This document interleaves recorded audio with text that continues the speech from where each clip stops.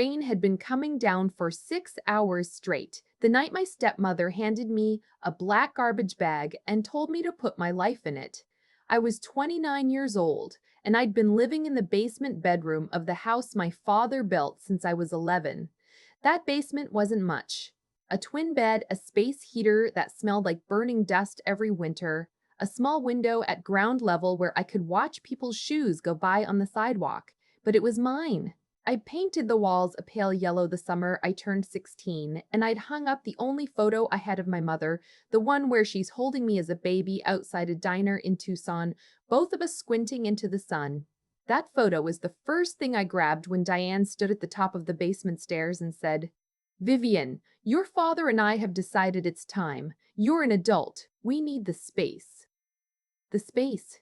They needed the space for my stepbrother Trevor and his new fiancée, who were moving back from Phoenix because Trevor had once again lost a job and needed somewhere to regroup. Trevor had been regrouping for the better part of a decade. He was 31 and had never paid a bill in his life that my father didn't quietly cover. I want to be honest about something because I think it matters. I didn't fight. I didn't scream or cry or beg. I think part of me had been waiting for that moment my entire life. The way you wait for a tooth that's been loose for weeks to finally come out. There's relief in it, even when it bleeds. My father stood behind Diane on the stairs. He didn't say anything. He's a big man, my father, with hands like baseball mitts, and he'd spent 30 years as a foreman at a concrete plant outside of Dayton. He could have said something. He could have said one word. Instead, he looked at the floor and let his wife do the talking, the way he always had since the day he married her 2 years after my mother died. I packed in about 40 minutes. You'd be surprised how little you own when you've spent your whole life being told not to take up too much room. 2 garbage bags of clothes, a box of books. The photo? A cast iron skillet that had been my mother's, the only thing of hers I'd managed to keep when Diane donated the rest the year I was 12. I carried it all out to my car in the rain. My father watched from the porch. When I got the last bag in the trunk, I looked up at him, and for 1 second I thought he was going to come down the steps. He shifted his weight. He opened his mouth. Then Diane called him inside because the door was letting the cold in, and he turned around and went. That was the last time I saw my father standing in the place I'd called home. I slept in my car that first night in the parking lot of a 24-hour grocery store, the engine running for warmth until I got scared about gas money and shut it off. I had $211 in my checking account and a job I was supposed to clock into at 6 the next morning. The job was at a hospice care facility on the east side of town. I was a nursing assistant, which is a polite way of saying I did the work nobody else wanted to do. I bathed people who were dying. I changed sheets and turned bodies and held hands at 3 in the morning when someone's breathing started to change and they got scared. I'd been doing it for 4 years and the pay was barely enough to live on, but I was good at it. I want that on the record too. Whatever else was true about my life, I was good at being kind to people in the worst moments of their lives. There was one patient in particular. Her name was Eleanor Whitfield, and she was 91 years old, and she'd been with us for almost a year, which was unusual.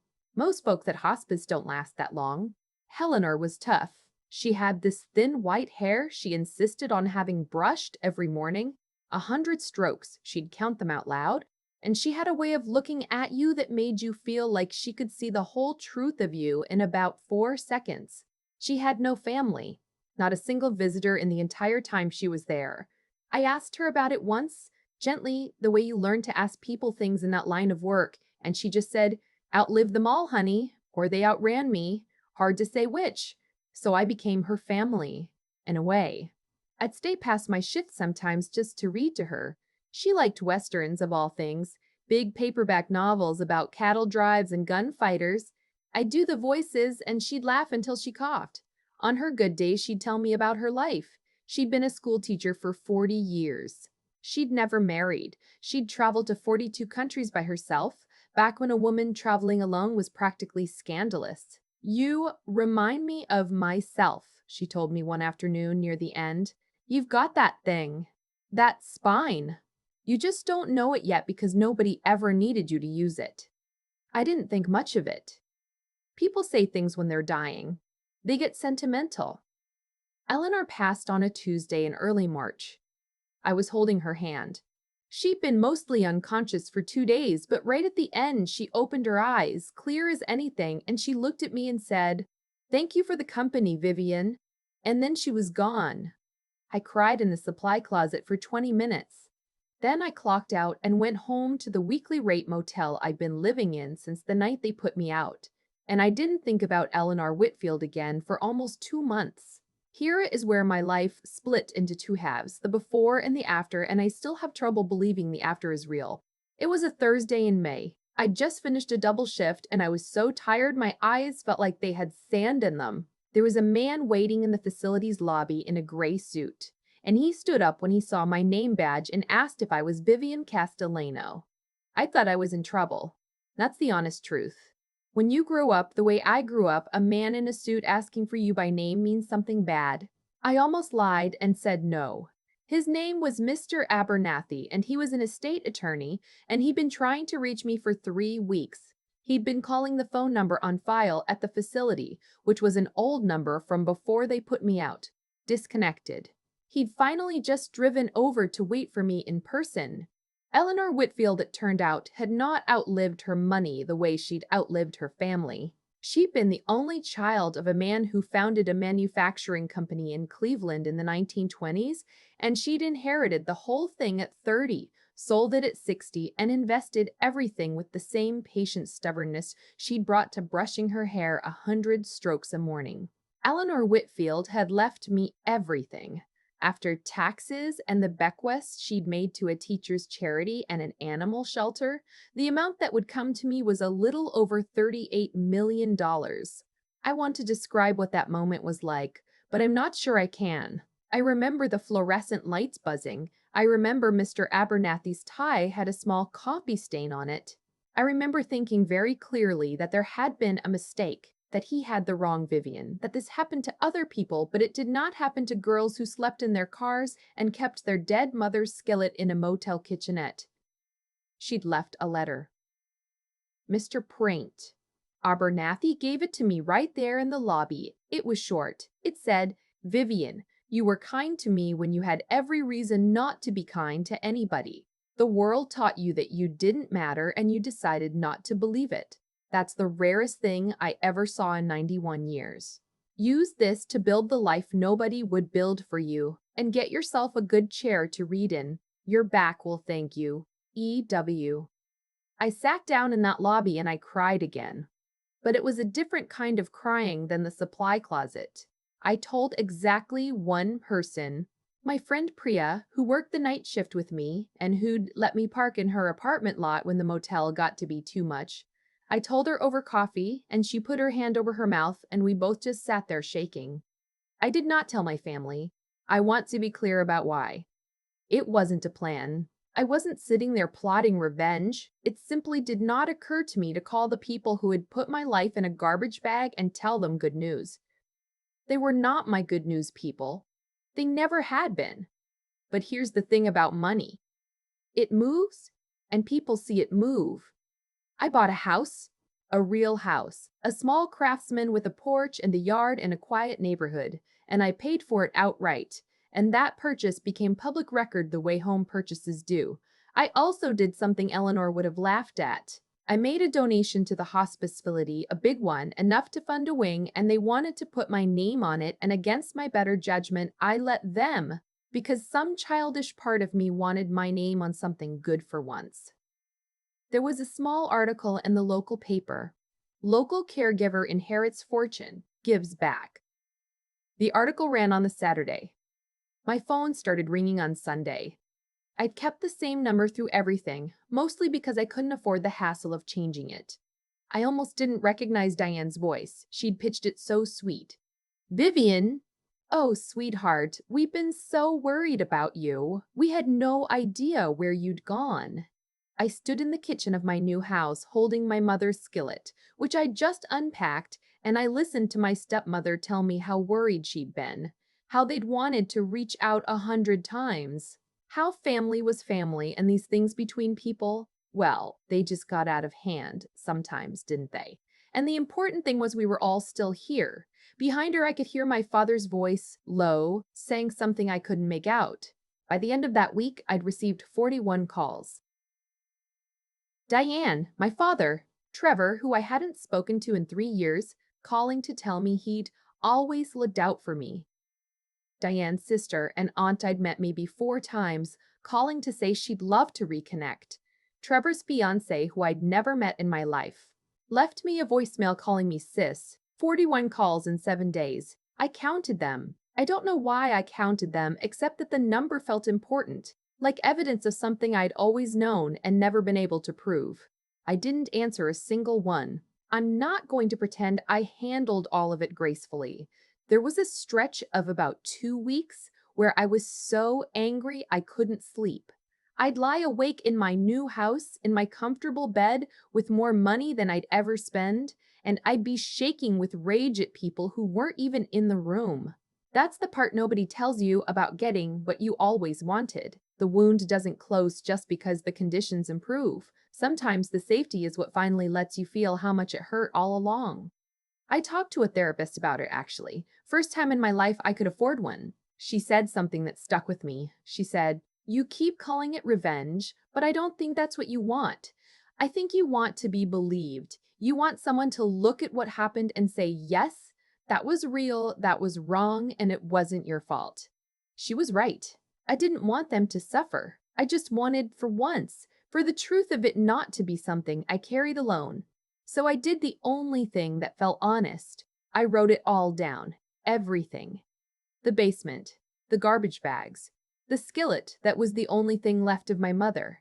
The 30 years my father spent looking at the floor. I wasn't writing it for them. I was writing it for me, the way Eleanor used to tell me her whole life, like she was making sure at least one person knew she'd been real. And then Trevor showed up at my house. He found the address the same way they'd found everything, through the public record. He showed up on a Saturday morning in a car I didn't recognize, least I'd find out later, a few weeks before he knew anything about the money, which tells you everything about how Trevor managed his life. He had his fiancée with him, a woman named Crystal, who smiled at me like we were old friends and called me Viv like she had any right to a nickname for me. And he had a folder, an actual folder with papers in it. I stood in my doorway and I did not invite them in. Trevor had a proposal. That was the word he used. A proposal. He'd been thinking, he said, about a business opportunity, a chance to keep the money in the family and make it grow. He had a friend, he said, who had a development deal, condos going up outside Columbus, a guaranteed return, and all he needed was an investment of $2 million to get in on the ground floor, and naturally, he thought of me first, because family looks out for family. I want to tell you that I stayed calm. Mostly I did, but I asked him one question. I asked him, "Where were you in March, Trevor?" When I was sleeping in my car in the Kroger parking lot, where was the family then? And he had the nerve, the absolute nerve, to look offended. He said that wasn't fair. He said Diane had told him I left on my own. He said nobody knew I was struggling. He said a lot of things, and underneath all of them was the thing they'd always believed, which was that whatever happened to me, I must have somehow deserved it, must have somehow brought it on myself, because the alternative was that they were the kind of people who would do that to a child. And they could not afford to believe that about themselves. Crystal, sensing the temperature, tried a different angle. She started talking about how Trevor's been through so much, how the job market's been brutal, how they just wanted a fresh start and a baby someday, and didn't I want to be an aunt? I closed the door. Not hard. I didn't slam it. I just closed it gently, the way Eleanor's eyes had closed at the very end, and I went inside and I sat down in the good reading chair I'd bought because she told me to, and I breathed. The development deal Trevor wanted my $2 million for was a fraud. I had it looked into, not because I was ever going to give him a cent, but because something about the way he'd described it set off an alarm in me. The man running it had done it before in 3 other states. He took people's money for condos that never got built and disappeared. Trevor wasn't the architect of it. Trevor was never smart enough to architect anything. But he was the kind of man these schemes need. the kind who'll bring you trusting people in exchange for a finder's fee.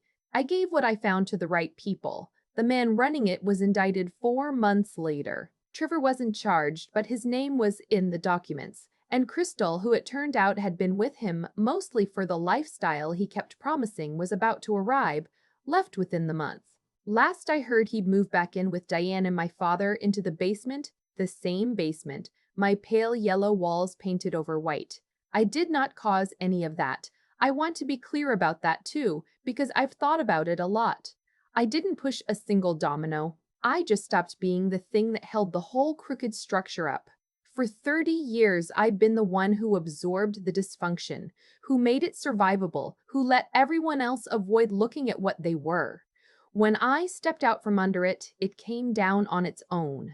That's not revenge. That's just gravity. My father called me on a Tuesday in the fall.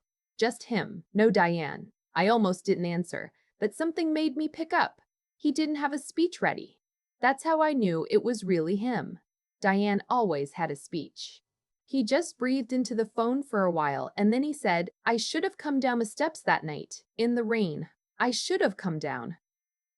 I didn't say anything. I keep seeing it, he said. You with those bags. I keep seeing it, and I can't get it out of my head. I want to tell you I forgave him on the spot. The movies would have me forgive him, but I'd spent 30 years performing forgiveness. I didn't feel, and I was done performing. So I told him the truth. I said, I needed you to come down those steps for 29 years before that night, Dad. You never did. I'm not angry anymore. I'm really not. But I'm not going to pretend it didn't happen so you can feel better about it. It happened. It was real. And it wasn't my fault. There was a long silence. And then, quietly, he said, no, it wasn't. That was the thing I'd been waiting to hear my entire life. Not, I'm sorry. Sorry is cheap. Sorry is easy. What I needed was for him to look at the truth and not flinch. It wasn't your fault. From the one person whose job it had been to protect me and who didn't. I'm not in his life now, not really. We talk maybe twice a year. He's still married to Diane. Some things don't get fixed. They just get true, and sometimes true is the most you can hope for. I used most of Eleanor's money the way I think she'd have wanted. I started a foundation that places hospice volunteers with patients who have no family, the Eleanors of the world, the ones brushing their hair 100 strokes a morning with nobody to count along. We've got chapters in 6 cities now. Every volunteer reads to their patient. I made that a rule. It doesn't have to be Westerns, but it can be.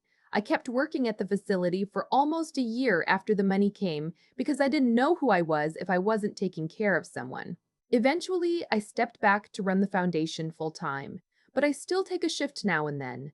I sat with a man named Earl last month while he died, and I held his hand, and his daughter was there, and she thanked me, and I thought about how the rarest thing in the world isn't money. It's somebody choosing to stay in the room when there's nothing in it for them. My mother's skillet hangs on the wall of my kitchen now, on a hook where I can see it. I cook in it almost every day. The yellow photo from the diner in Tucson sits on the windowsill in the good light. I think about that night in the rain less than I used to. But when I do, I don't think about Diane or the garbage bags or my father at the top of the stairs. I think about Eleanor, who I met because I was poor and desperate and took a job nobody wanted, and who saw something in me I couldn't see in myself, and who reached out from the far side of her whole long life to tell me I'd been right all along. That I mattered. That kindness given to someone who can do nothing for you in return is not weakness. It's the spine. It's the whole spine. If you've ever been the one they put out in the rain, the one who was easy to discard, the one who was told in 100 small ways that you took up too much room, I want you to hear me. You are not the thing that held their dysfunction together. You were never the problem. And the day you walk away is not the day you lose your family. It's the day you find out you were strong enough to carry yourself the whole time.